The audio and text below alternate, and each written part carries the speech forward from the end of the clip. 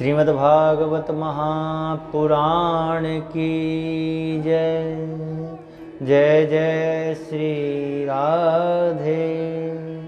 ओम नमो भगवते वासुदेवाय।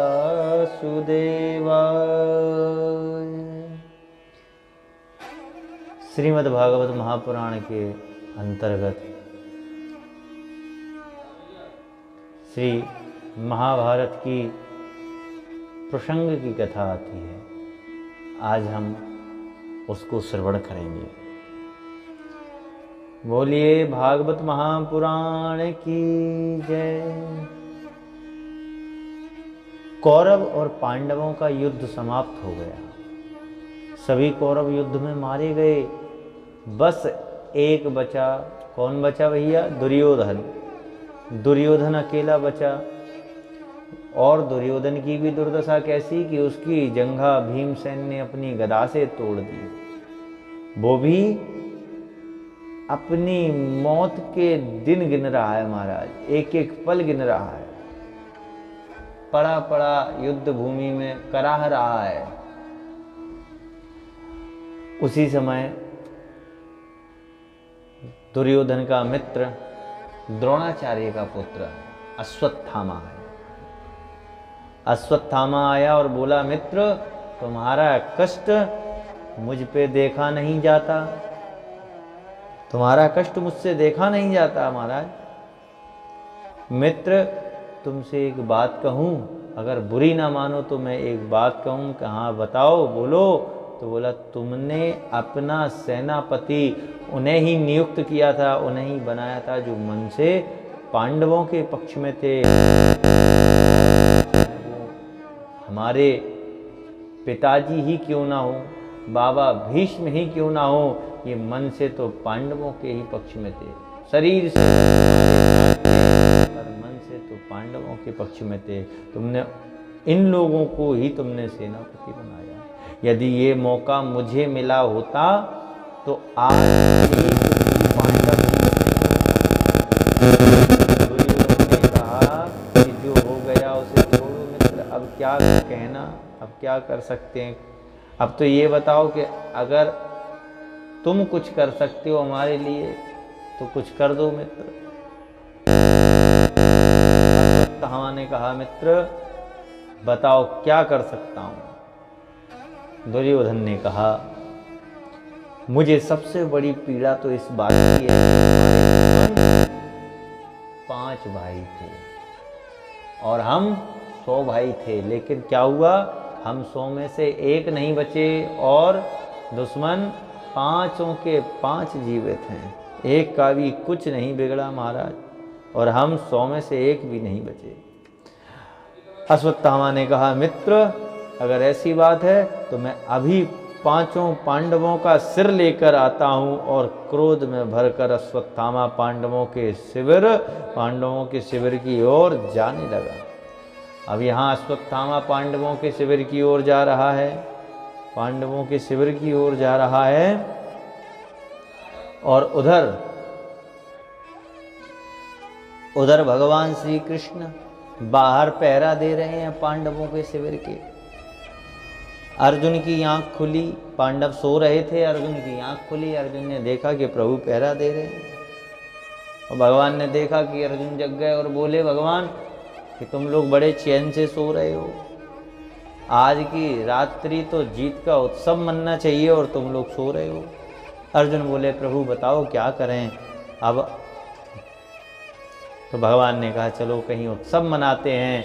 तो भगवान पांडवों को लेकर शिविर से उठाकर चले गए। और भैया कुछ देर बाद द्रौपदी के पुत्र वहां आकर के सो गए, पांडवों की सैया पर सो गए।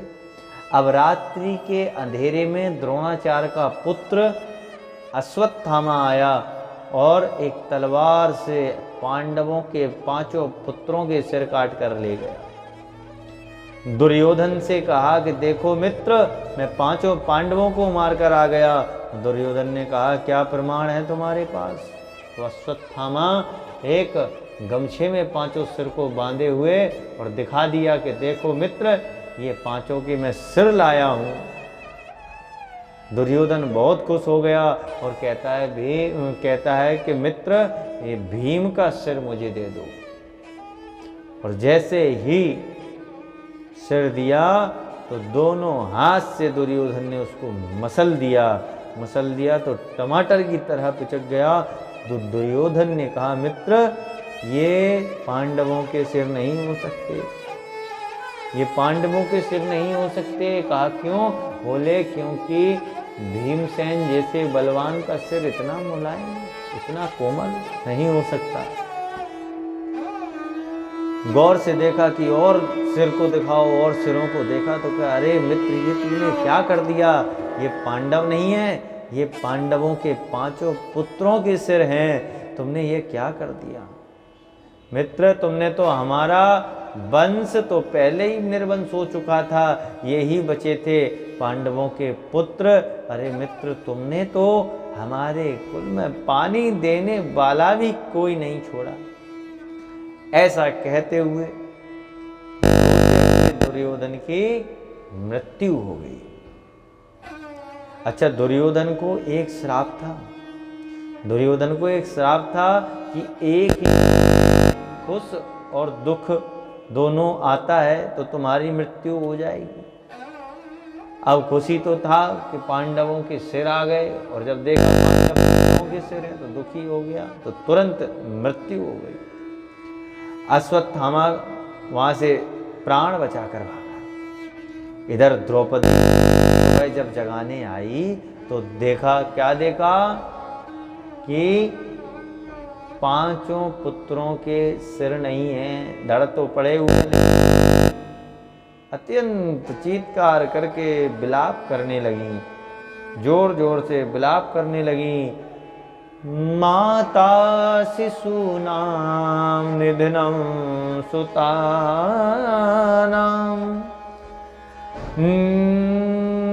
माता शिशूनां निधनं सुतानां, निशम्य घोरं परितप्यमानं, तदा रुदद्बाष्पकलाकुलाक्षी तां सान्त्वयन्नाह किरीटमालिं।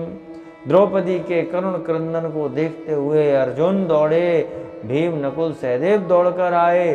अर्जुन को क्रोध आ गया देखते ही, और गांडीव उठाकर प्रतिज्ञा कर ली, शपथ ले ली कि देवी, तुम क्षत्राणी हो, वीर पुरुषों की जननी हो।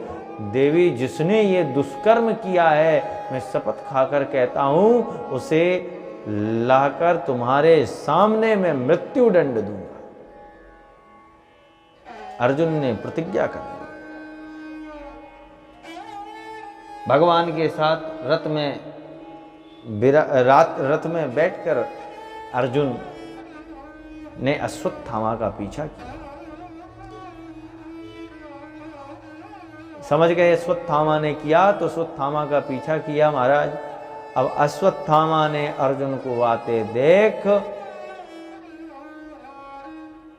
उसने ब्रह्मास्त्र चला दिया, तो अर्जुन घबरा गए। अर्जुन भी घबरा गए, भैया ब्रह्मास्त्र इतना तेज होता है। अब ब्रह्मास्त्र का तेज बहुत अधिक होता है, आग की लपटें निकलती हैं उसमें से। अर्जुन घबरा गए और घबराकर भगवान के चरणों में गिरकर निवेदन करने लगे। क्या कह रहे हैं? कृष्ण कृष्ण महाभावो भक्ता नाम भयंकर, त्वमेको दह्यमानानां पवर्गोऽसि संसते। हे कृष्ण मेरी रक्षा करो, हे प्रभु मेरी रक्षा करो। भगवान ने कहा, अर्जुन तुम डरते क्यों हो? ये ब्रह्मास्त्र है और तुम तो धनुर्विद्या में प्रवीण हो। इसे शांत करने के लिए तुम्हें दूसरा ब्रह्मास्त्र चलाना चाहिए। दूसरा ब्रह्मास्त्र चलाओ। ब्रह्मास्त्र से ब्रह्मास्त्र शांत हो गया। अर्जुन ने दौड़कर अश्वत्थामा को पकड़ लिया और रस्सियों में जकड़ लिया, रस्सियों में उसको बांध लिया। ऐसे बांधा जैसे कोई खुलेआम घूमते हुए पशु को एकदम से पकड़ के बांध लेता है, इस तरह अश्वत्थामा को अर्जुन ने बांध लिया और लाकर द्रौपदी के सामने करके कहा, बताओ देवी इसे क्या दंड दूं? तो द्रौपदी गई और जाकर उसके बंधन को खोलने लगी कि मुच्चिताम मुच्चिताम ऐसा ब्राह्मणों नितराम गुरु, ब्राह्मणों नितराम गुरु। द्रौपदी ने कहा, ये ब्राह्मण है, इन्हें मारना नहीं चाहिए। आप भूल गए ये आपके गुरु के पुत्र हैं, गुरु ने ही आपको सारी विद्या का दान किया है। ये जो धनुर्विद्या का अध्ययन तुमने अपने गुरु से किया है, तुम भूल गए क्या उन गुरु को? ये गुरु पुत्र है, गुरु जी ने जो विद्या अपने पुत्र को नहीं दी वो आपको प्रदान करी महाराज, अर्जुन वो आपको प्रदान करी। ये गुरु पुत्र है और पिता ही पुत्र के रूप में आता है, ये गुरु तुल्य ही होता है, गुरु पुत्र गुरु तुल्य ही होता है। एस भगवान द्रोण प्रजा रूपेण वर्तते। अर्जुन ने कहा, ये क्या कहती हो तुम? क्या कहती हो? क्या कहती हो तुम? सट के साथ सट्टा का व्यवहार ही करना चाहिए देवी, तो तुम छोड़ रही हो इसको? द्रौपदी ने कहा, जैसे मैं रो रही हूं ऐसा मैं नहीं चाहती कि तुम्हारी गुरु माता भी रो, क्योंकि माँ की पीड़ा मैं समझ सकती हूँ। मैं अभी इस संकट से जूझ रही। माँ रोदी दस्यु जननी गौतमी पति देवता। द्रौपदी के ये वचन सुनकर युधिष्ठिर को प्रभावित कर गए, तो अर्जुन से कहा कि ये कैसा भी क्यों ना हो पर हमारे गुरुदेव का पुत्र है, इसे छोड़ दो। इधर भीम जी आंखें तड़तड़ाने लगे और कह रहे हैं कि तुम लोग अगर इसे छोड़ भी दोगे तो मैं इसे मार दूंगा, क्योंकि ये बालकों का हत्यारा है, इसलिए ये हत्यारा है, इसको मैं छोड़ूंगा नहीं। अर्जुन भी कहने लगे कि मेरी प्रतिज्ञा क्या क्या होगा। अब नकुल सहदेव भी सब युधिष्ठिर के साथ हो गए कि बड़े भैया जो कह रहे हैं वो सही है, छोड़ दो इसको। अब महाराज बड़ा भारी धर्म संकट आ गया। धर्म संकट में अर्जुन कि अब क्या किया जाए, मार दिया जाए या छोड़ दिया जाए? बोल तेरे साथ क्या सुलूक किया जाए, अब क्या किया जाए? सब भगवान कृष्ण की ओर देखने लगे। अब भगवान की तरफ देखने लगे तो भगवान ने कहा कि हमने तो तुमसे अर्जुन पहले ही कहा था इसको मार दो, लेकिन तुमने सुना नहीं था। अब हमसे पूछते हो तो फिर सुनो, शास्त्र जो कहते हैं मैं वो बात बता रहा हूं। क्या शास्त्रों में क्या है? ब्रह्मबंधुर न हंतव्य आतताई बधारहण मयि वो भय माम नातम परिपाय्य अनुशासनम। भगवान ने कहा ये ब्राह्मण है, इसे मारने का तुम्हें कोई अधिकार नहीं है, इसे मत मारो। इसने द्रौपदी के सोते हुए 5 बालकों का वध किया है, ऐसे आताताई को छोड़ना भी नहीं चाहिए। अब शास्त्र कहते हैं कि ब्राह्मण चाहे जैसा भी क्यों ना हो उसे कभी मारना नहीं चाहिए, और बालकों का हत्यारा छोड़ना नहीं चाहिए। ये बाल हत्यारा है, इसे छोड़ना पाप हो, इसलिए इसे मारो भी मत और इसे छोड़ो भी मत, और इसे छोड़ो भी। अब महाराज भगवान का ये वचन सुनकर तो सारी सभा शांत हो गई, सब लोग भाई मौन हो गए। निर्णय है समझ में नहीं आ रहा कि इसको मारो भी मत और इसको मारो भी, और इसको मारो भी मत और इसको छोड़ो भी मत, और मारो भी और छोड़ो। क्या महाराज बड़ी अटपटी बात कर दी। अर्जुन की परीक्षा भगवान, क्योंकि भगवान ने गीता का ज्ञान अर्जुन को रणभूमि में दिया था।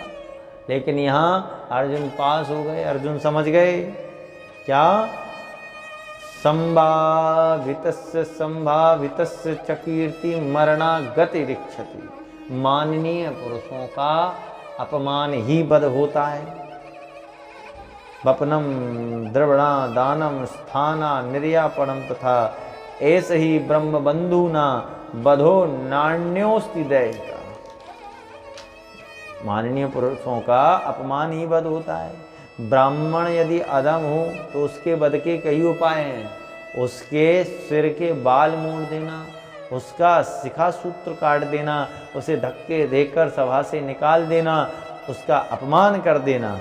अर्जुन भगवान का अर्थ समझ गए और उसके आधी दाढ़ी मूछ आधे सिर के केस मोड़ दिए। उसके माथे में जो चमचमाती हुई मणि थी उस मणि को निकालकर भरी सभा से उसे धक्का देकर अश्वत्थामा को बाहर निकाला। अधम ब्राह्मण का इससे बढ़कर और मृत्यु कौन सी हो सकती है महाराज? सबसे बड़ी मृत्यु ये है महाराज, नीच ब्राह्मण के लिए सबसे बड़ी यही मृत्यु। आज अर्जुन परीक्षा में पास हो गए। अब अश्वत्थामा के मन में क्रोध आ गया और कहता है कि मैं इन पांडवों के वंश में पानी देने वाला भी नहीं छोड़ूंगा। और फिर उसने सोचा कि पांडव के 5 पुत्र तो मैंने मार दिए, अब इनके वंश में कौन बचा। तो विचार करने लगा और फिर सोचता है, कहता है कि अभिमन्यु की मृत्यु के समय मैंने सुना था कि उसकी पत्नी गर्भवती थी। इसे भी मार देता हूं तो पांडवों का कोई वंशधर ही नहीं बचेगा। उसने अभिमन्यु की पत्नी उत्तरा के गर्भ पर ब्रह्मास्त्र का संधान कर दिया।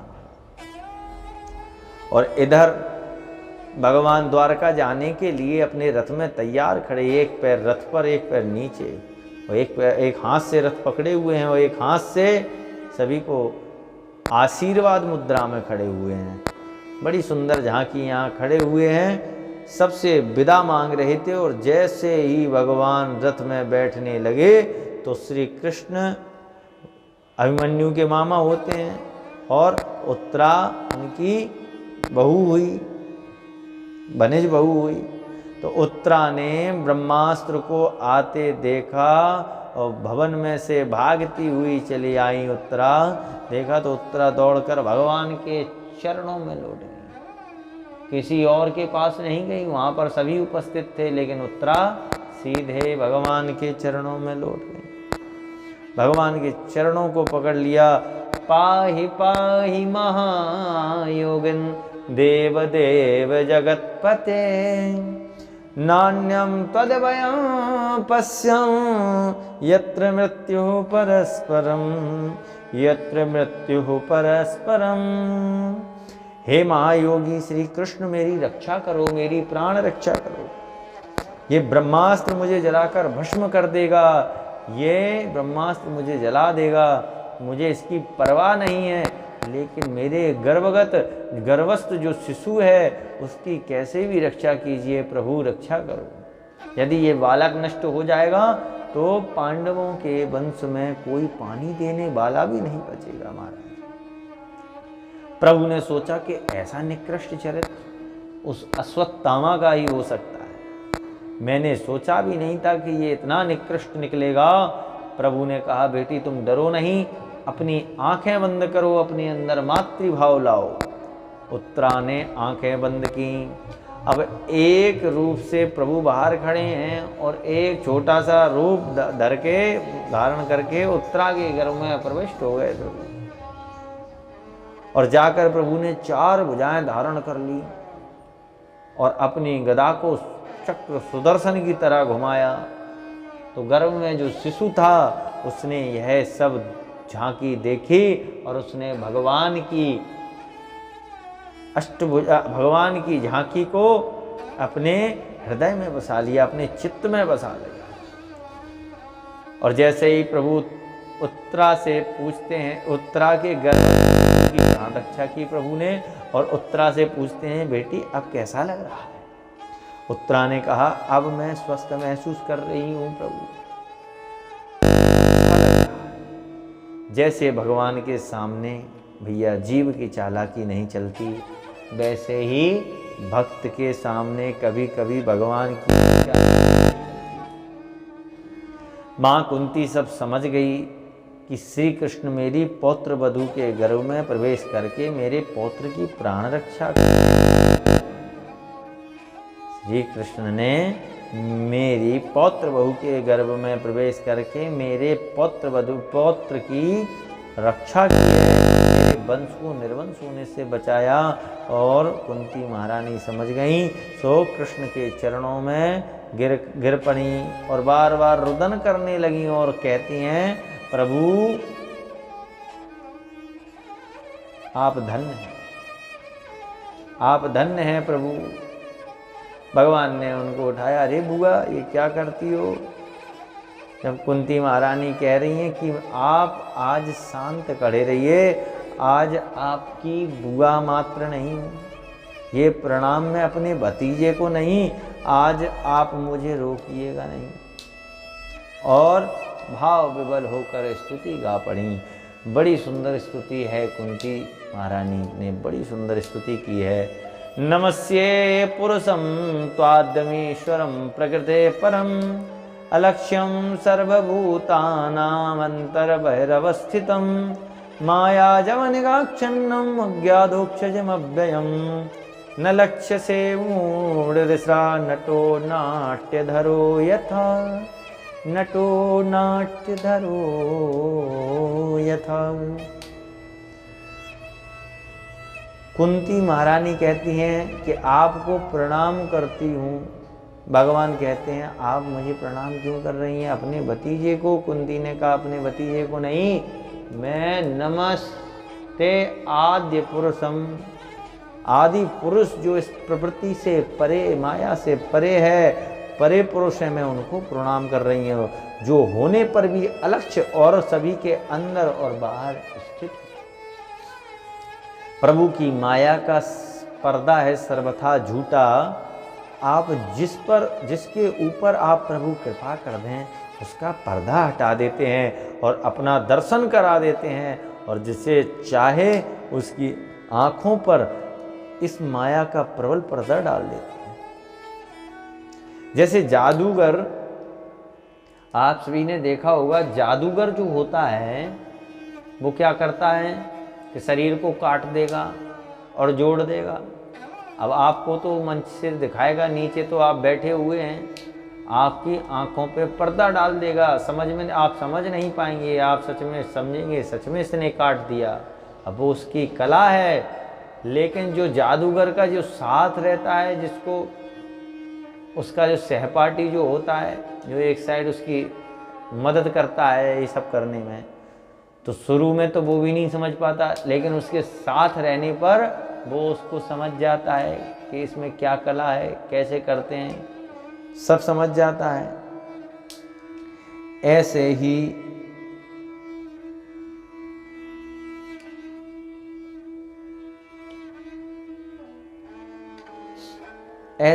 अपने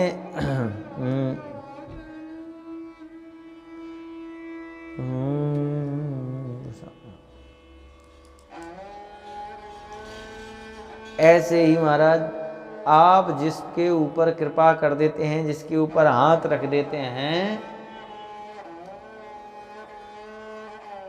उसका माया का पर्दा उसके ऊपर से हट जाता है। सारा संसार झूठा, आप ही सबके सच्चे साथी हैं। आप यदि मुझे कुछ देना चाहते हैं प्रभु, तो मुझे केवल इतना ही दे दो कि मेरे जीवन में विपत्ति ही आती रहे, एक विपत्ति दूर ना हो और दूसरी आ जाए। भवतो दर्शनम यत्स्याद पुनर्भव दर्शनम। प्रभु ने कहा, बुआ क्या मांग रही हो? ये विपत्ति भी कोई मांगने की चीज है?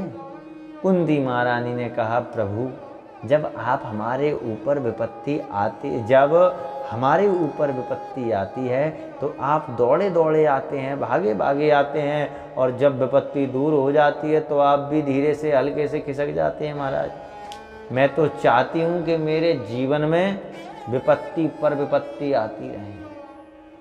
क्या भाव है भक्तों का। विपदो नैव विपदा संपदो नैव संपदा, विपद नारायण विस्मृति संपन्न नारायण स्मृति।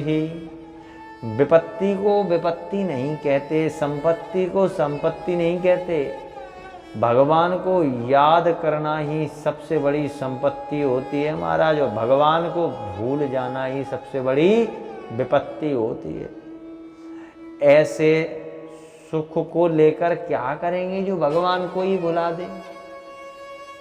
सुख के माथे सिल पड़े जो हरि हृदय से जाए, बलिहारी बा दुख की जो पल पल नाम रटाए। माता कुंती कहती हैं कि उस दुख को स्वीकार है जिसमें आपका नाम जुबान पर मुख पर आता रहे, जिसके 5 पुत्रों को मारने के लिए कौरव 100 पुत्र दिन रात, कौरवों के 100 पुत्र दिन रात योजना बनाते रहते हैं। कभी लाक्षागृह में जलाकर, कभी वृक्ष से गिराकर, कभी विष देकर, कभी जल में बहाकर, कभी जुआ में हराकर, कभी द्रौपदी को भरी सभा में अपमानित करके, कभी 12 वर्ष का वनवास, 1 वर्ष अज्ञातवास, कभी महाभारत जैसे युद्ध में सभी की योजना बनाकर, हर प्रयास से हमारे 5 पुत्रों को मारने का प्रयास करते रहते हैं। लेकिन प्रभु आप हर प्रकार से उनके साथ रहकर आपका आशीर्वाद उन पर बना रहा। प्रभु ने कहा, जैसे कुंती महारानी कह रही हैं, जैसे गंगा आदि अनंत नदियां समुद्र में जाकर मिलती हैं, वैसे ही मेरी बुद्धि भी किसी और ना जाकर निरंतर आप में ही करती रहे, आप में ही प्रेम करती रहे। बड़ा यहाँ भाव प्रस्तुत किया है कुंती महारानी ने, माता कुंती ने बड़ा भाव प्रस्तुत किया है। प्रेम बस में होकर भगवान अब रथ से उतर के नीचे आ गए, अब नहीं गए, लौट के भवन में भीतर आ गए। एक दिन क्या देखा कि सिर पर हाथ रखकर धर्मराज युधिष्ठिर रो रहे हैं। हमारे प्रभु आए और कहा कि बड़े भैया आप क्यों रो रहे हैं? तो युधिष्ठिर ने कहा, मैं जब देखता हूँ केशव, मैं जिस राज सिंहासन पर बैठा हूँ उन लाखों विधवाओं की याद आती है, हजारों अनाथ बच्चों को देखता हूँ तो मुझे लगता है कि ऐसे सिंहासन का क्या महत्व। भगवान ने सारी रात गीता का उपदेश दिया, जो अर्जुन को दिया था वही आज युधिष्ठिर को सुनाया, लेकिन अर्जुन की समझ में नहीं आया। क्यों नहीं? अर्जुन की समझ में तो आ गया, युधिष्ठिर की समझ में नहीं आया। क्यों नहीं आया? इसलिए नहीं आया तो बड़ों की बात तो हम, लेकिन युधिष्ठिर से हैं छोटे। अब युधिष्ठिर कृष्ण, इसलिए समझ में नहीं आया। तो भगवान ने कहा कि इन्हें ऐसे नहीं समझ में आएगा, इन्हें कहीं ले जाना पड़ेगा। कहाँ ले चलें? तो याद आया कि भीष्म पितामह द्वारा इन्हें उपदेश दिलवाऊंगा, तब इन्हें समझ में आएगी। तो आज पांडवों को और द्रौपदी को साथ लेकर प्रभु भीष्म पितामह के पास लेकर जा रहे हैं। जाकर जहाँ पितामह सरसैया पर लेटे हुए हैं वहाँ पर पहुँचे, और जाकर 5 पांडवों ने और द्रौपदी ने प्रणाम किया। बाबा प्रणाम करते हैं हम सब। पितामह ने कहा कि अर्जुन तुम्हारे साथ श्री कृष्ण नहीं आए? प्रभु पांडवों के पीछे छुपे हुए थे, निकल कर आए और कहा बाबा प्रणाम। पितामह ने कहा जब आए हो तो यहाँ वहाँ क्यों होते हो, सामने आओ प्रभु। पितामह अर्जुन से पूछते हैं कि अर्जुन एक बात बताओ, तुम्हारा कृष्ण से क्या संबंध है, मुझे अभी तक समझ में नहीं आया। कभी तुम उनकी बहन से विवाह कर लेते हो, साला बना लेते हो, और कभी अपने रथ पर बिठाकर सारथी बना लेते हो, कभी गुरु बना लेते हो, उपदेश सुनते हो, कभी गुरु बना लेते हो, उपदेश सुनते हो। तुम्हारा क्या संबंध है, ये मैं भी अब तक नहीं समझ पाया। भगवान ने प्रणाम किया। भीष्म ने मन ही मन भगवान को प्रणाम किया। भगवान बोले बाबा पांडव आए हैं, प्रणाम करते हैं, आप इनका मार्गदर्शन कीजिए। पितामह ने कहा सब कुछ आप जानते हैं, फिर भी आप मुझसे कह रहे हैं। दूसरों को आदर देना तो कोई आपसे सीखे, पर यदि तुम कहते हो तो मैं जरूर मार्गदर्शन करूंगा।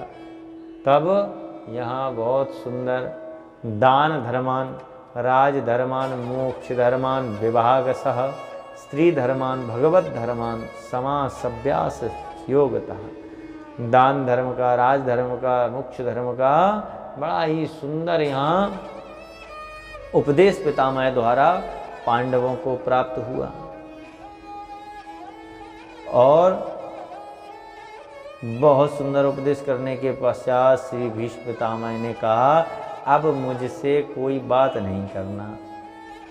अब मैं श्री कृष्ण से कहना चाहता हूँ कि आप मेरी मुक्ति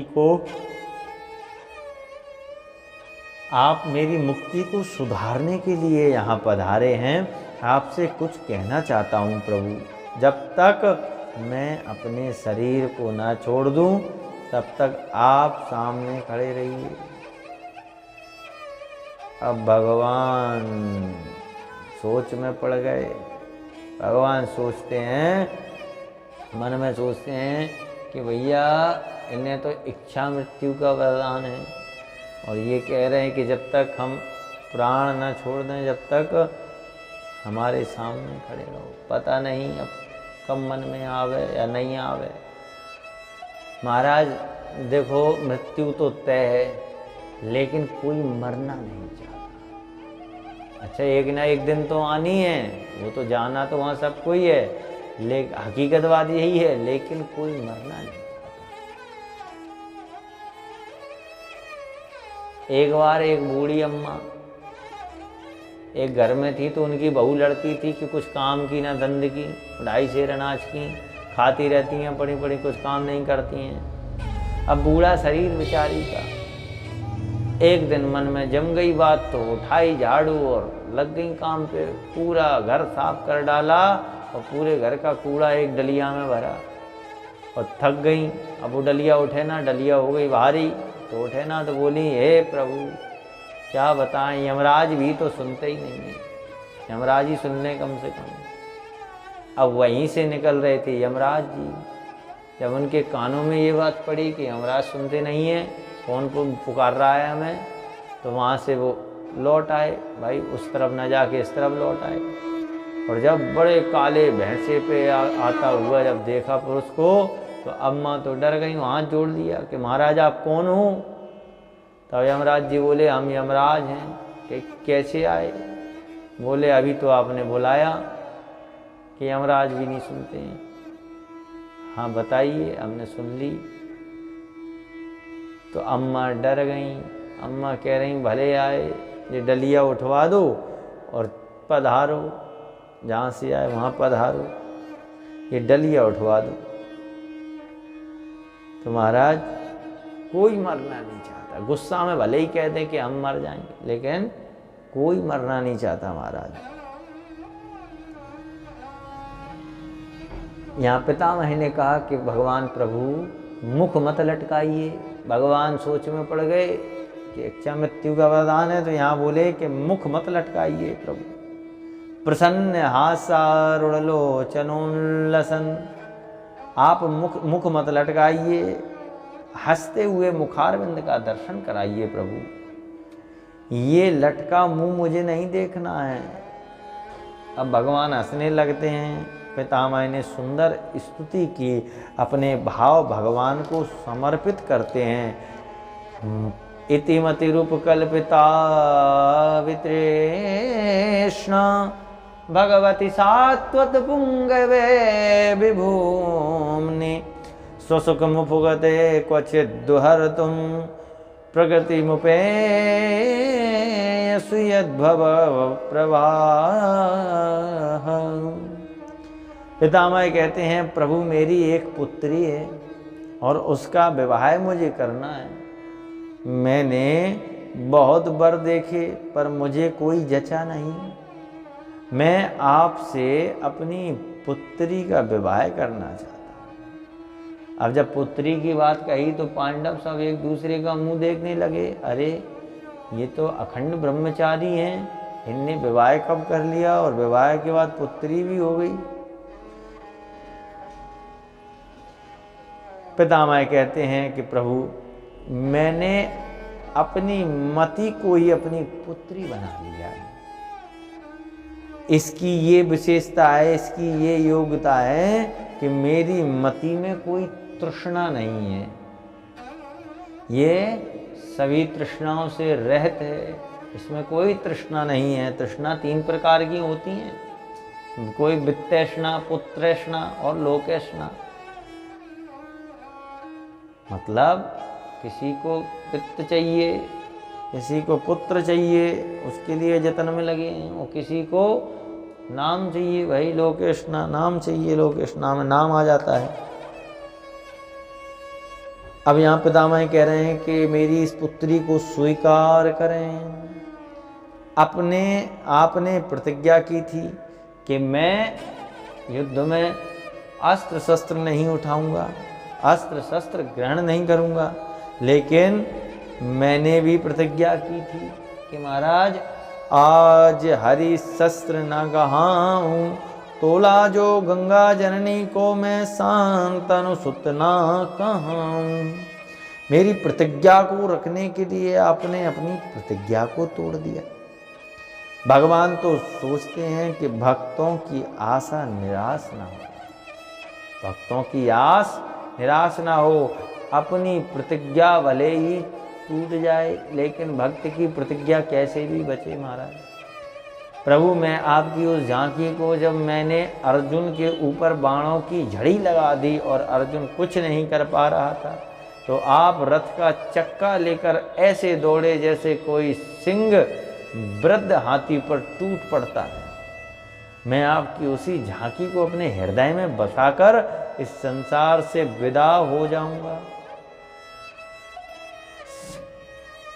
प्रभु ने कहा बाबा आपको इच्छा मृत्यु का वरदान है, आप और जिए। पितामह ने कहा केशव इससे सुंदर मृत्यु और क्या होगी। देहांत काले तुम सामने हो, मुरली बजाते मन को लुभाते, ये गीत गाकर तननाथ त्यागूं। गोविंद दामोदर माधवेति, गोविंद दामोदर माधवेति। कितना सुंदर, कितनी सुंदर बात कही है प्रभु। इससे अच्छा सुंदर समय मृत्यु कब होगी। अपलक नेत्रों से देखते हुए प्रभु को पितामह ने अपने 5 भौतिक शरीर को त्याग दिया। एक टक निहारते हुए भगवान को पितामह ने अपने शरीर को त्याग दिया। पांडव रोने लगे। भगवान ने उपदेश दिया भीष्म पितामह का, प्रभु ने संस्कार करवाए, कुछ दिन रहे। उसके पश्चात प्रभु ने विदा मांगी और प्रभु द्वारका के लिए गए। सभी ने प्रभु को भावभीनी विदाई दी। यहाँ पर आज का प्रसंग यहीं विराम होता है। जय जय श्री राधे, जय जय श्री राधे, जय जय